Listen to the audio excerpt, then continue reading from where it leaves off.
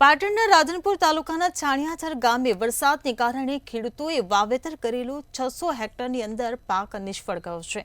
ખેતરોમાં પાણી ભરાઈ રહેતા ખેતરોમાં વાવેતર કરેલ બાજરી, જુવાર, અડદ, કઠોળ, એરંડા જેવા વાવેતર કરેલ પાકો નિષ્ફળ ગયા છે। ગામના ખેડૂતો પાક સહાયની માંગ કરી રહ્યા છે।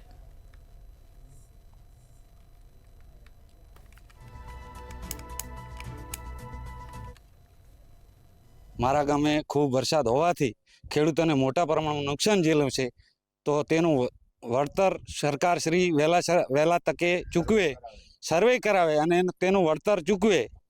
બીજું કે ખાસ જણાવવાનું કે ગામના પાણીના નિકાલ માટે ગામની જે શ્યામ છે એ મોટા પ્રમાણમાં ભરી રહે છે, તો ખેડૂતોને નુકસાન જાય છે, પારાવાર નુકસાન પડે છે, તો એનો પણ નિકાલ કરવા સરકારશ્રીને વિનંતી કે છાણિયાતર ગામની 500 થી 600 હેક્ટર જમીનમાં ખરીફ વાવેતર ફેલ થયેલ છે। મોંઘા ભાવના બિયારણ 2 થી 3 વખત એરંડાનું વાવેતર થયેલ છે, એ પણ ફેલ થયેલ છે।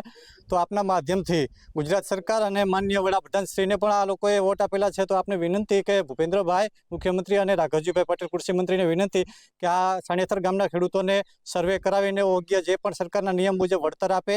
અને અહીંયા પાણી ભરાયેલું છે, તો હજી ડિસેમ્બર મહિના સુધી પણ વરાપ આવે એમ નથી, એટલે ખેડૂતો અને પશુપાલકો ખૂબ મુશ્કેલીમાં છે।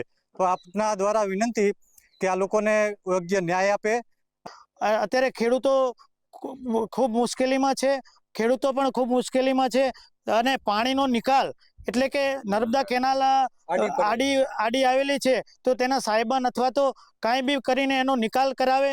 અને લગભગ 2 મહિના સમથિંગ પાણી ખેતરોમાં ભરાઈ રહેશે તો ખેડૂતોનો પાક તો 3 વર્ષથી નિષ્ફળ જાય જ છે। તો અત્યારે ખેડૂતોને બહુ બેહાલત છે। નુકસાનીનો કોઈ પાર જ નથી, માપ જ નથી। અડદ, દિવેલા, જાર કોઈ હળીજી એમાં પાણીમાં। એ વખતે અમારે મુખ્યમંત્રી સાહેબને અને મોદી સાહેબને વિનંતી છે કે તરત આની સર્વે કરે અને ભરપાઈ કરે।